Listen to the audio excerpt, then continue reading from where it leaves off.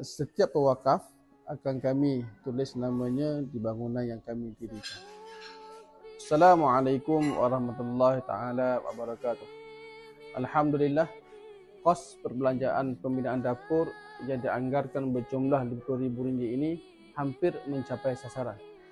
Hanya tinggal kerja-kerja akhir sahaja dan jumlah yang berbaki yang diperlukan sekitar RM9,000 sahaja lagi.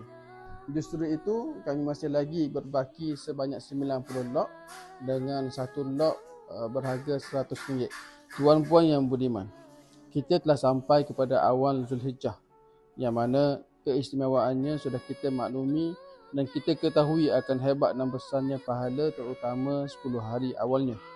Baginda bersabda yang bermaksud, tiada hari-hari yang lebih agung dan disukai oleh Allah untuk beramal soleh selain 10 hari ini. Maka perbanyakkanlah tahlil, takbir dan tahmid padanya. Riwayat Imam Ahmad.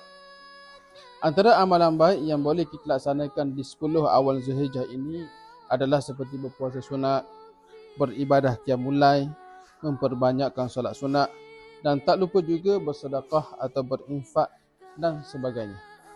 Dan berkesempatan waktu yang ada ini, di samping amalan baik lain yang kita lakukan, kami warga Darul Fuqaha menyeru, ayolah sama-sama kita ambil peluang berharga di bulan Zulhijjah ini dengan bersedekah. Inilah kerja-kerja akhir baik pulih yang sedang kami jalankan. Hanya tinggal 30% sahaja lagi.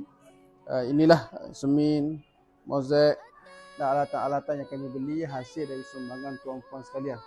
Bagi yang ingin menyumbang untuk lot yang berbaki ini, bolehlah salurkan daripada akaun yang tertera di bawah.